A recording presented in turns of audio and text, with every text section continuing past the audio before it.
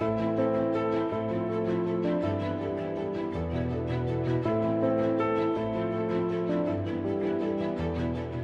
crois que dans ma quête, pendant ma période d'adolescence, d'un sens à la vie, il y a des lectures qui m'ont marquée.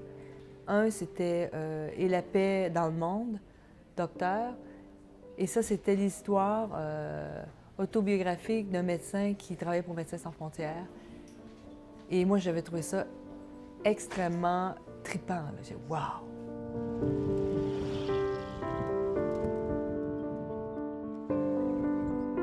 Moi, quand j'ai décidé que j'étais pour aller en médecine, je me suis assurée que j'étais pour avoir une profession, une spécialité qui était exportable. Donc, j'ai choisi la pédiatrie. Puis, comme j'ai toujours eu un peu cette personnalité assez active, j'ai décidé d'aller en urgence parce que j'aimais quand même quand ça bougeait pas mal. Puis je voulais de toute façon aller travailler en région de conflit.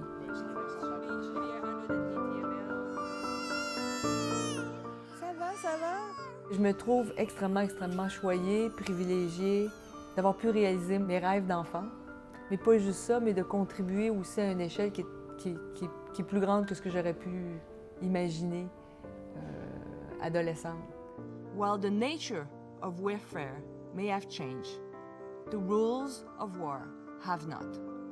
Quand j'ai pris la présidence à Médecins sans frontières, on se rend compte que dans certains milieux, le titre est important et que si la fonction de président détentionnel demande un rendez-vous avec le ministre de la Santé, les chances, c'est que possiblement on va l'avoir.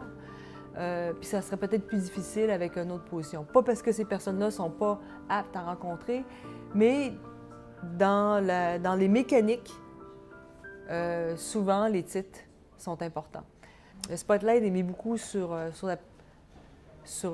moi, des fois sur la présidence internationale à certains égards, mais moi je représente la voix de 42 000 travailleurs dans 70 pays et que, en fait, le gros de la job est vraiment fait par eux et non par moi.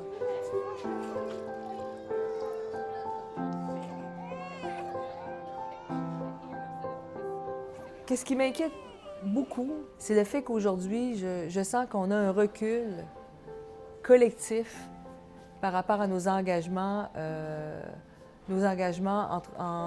envers les uns et les autres, sur le droit international, où on sait que les structures civiles doivent être épargnées en temps de guerre et qu'aujourd'hui, régulièrement, on entend qu'un mariage a été bombardé, une école primaire avec des enfants dedans, un marché, un hôpital.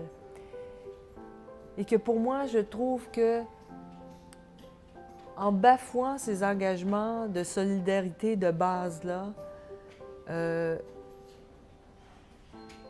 crois que c'est le début de notre perte d'humanité commune et que ne pas reconnaître l'humanité aussi dans l'autre, c'est le déni de sa propre humanité.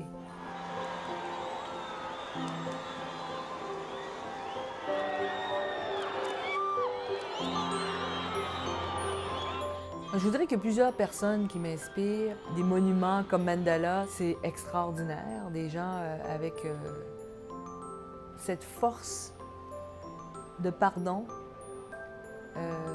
pour pouvoir avancer.